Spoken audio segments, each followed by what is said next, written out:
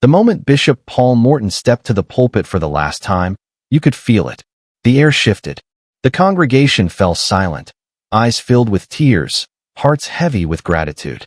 After decades of ministry, leadership, and legacy, Bishop Morton's farewell wasn't just an ending. It was a moment that reminded everyone why he was called in the first place. But what happened next during that emotional goodbye left even the most stoic church members speechless. And you won't believe what Bishop Morton said before walking away from the pulpit for the final time. After more than half a century of preaching, leading, and transforming lives, Bishop Paul S. Morton, the founder of the Full Gospel Baptist Church Fellowship and one of the most influential voices in modern ministry, stood before his congregation one final time. It wasn't just another Sunday service.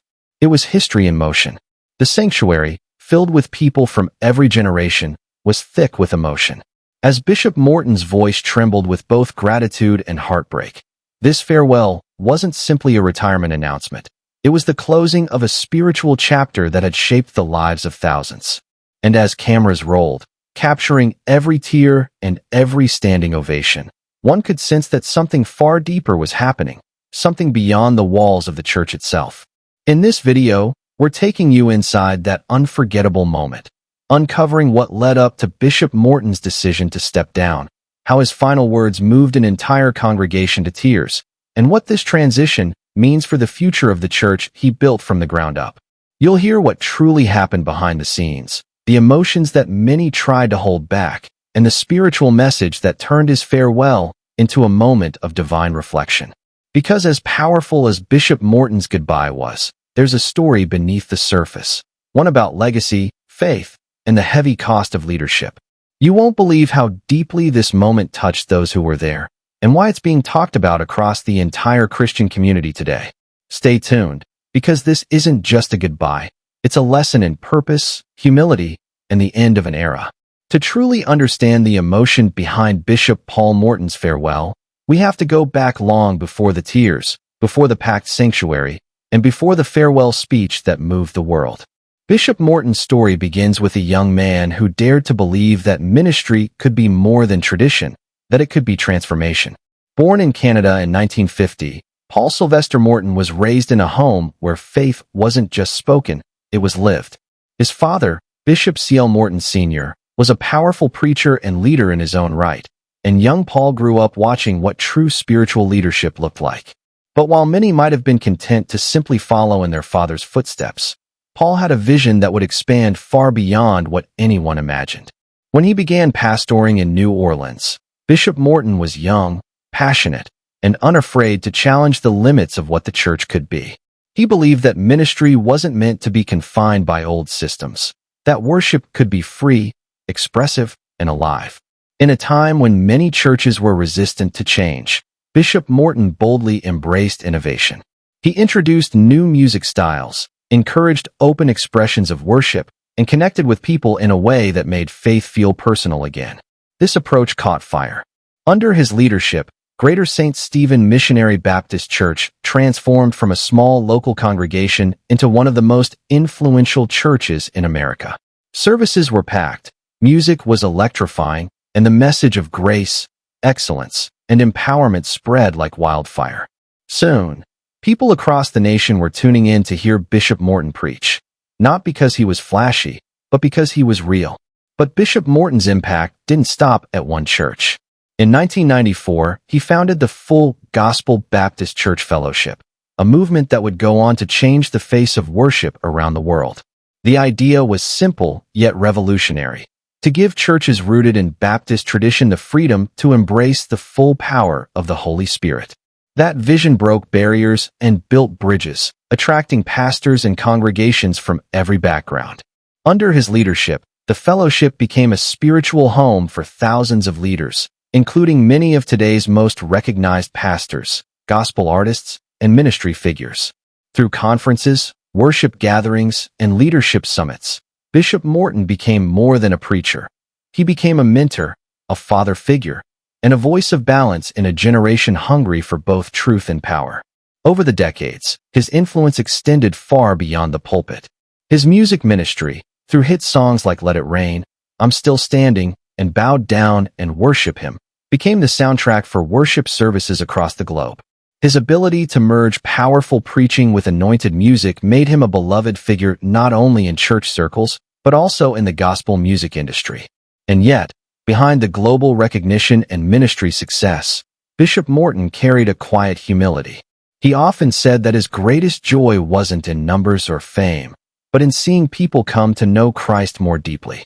He poured his heart into raising new leaders, empowering younger pastors, and reminding them that true ministry is about servanthood, not status. That's why, when word spread that Bishop Morton was preparing to retire, it hit the church world hard.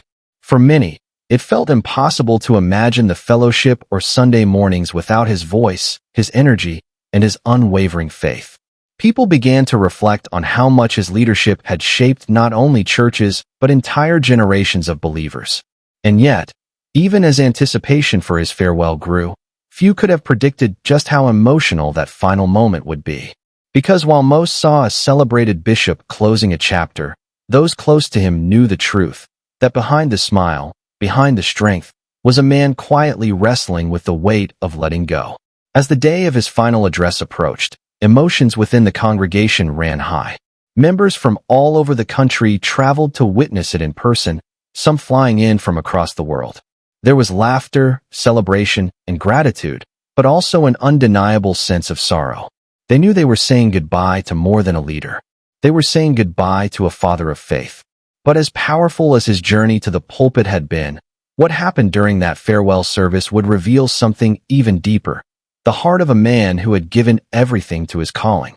The atmosphere inside the church that morning was unlike anything the congregation had ever experienced.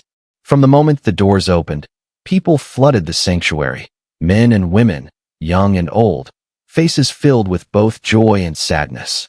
Some carried tissues, others wore expressions of quiet reverence. It wasn't just another Sunday, it was history in the making.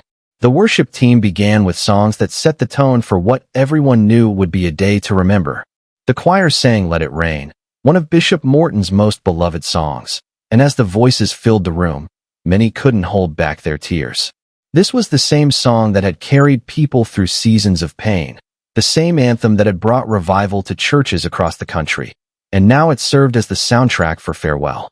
When Bishop Morton finally stepped onto the stage, the entire congregation rose to its feet. The applause was deafening. Some people shouted, others simply stood in silence, hands lifted in gratitude. In that moment, you could feel the weight of 40 years of ministry resting in the room. The man standing before them wasn't just a pastor. He was a spiritual father, a guide, a voice of truth in a world that had changed so much since the day he first took the pulpit. As he approached the microphone, Bishop Morton paused. For a moment, he didn't say a word. He simply looked out across the room at the thousands of faces staring back at him and smiled. But it wasn't the smile of a man who had achieved everything. It was the smile of someone who knew that this goodbye was going to be harder than anyone realized.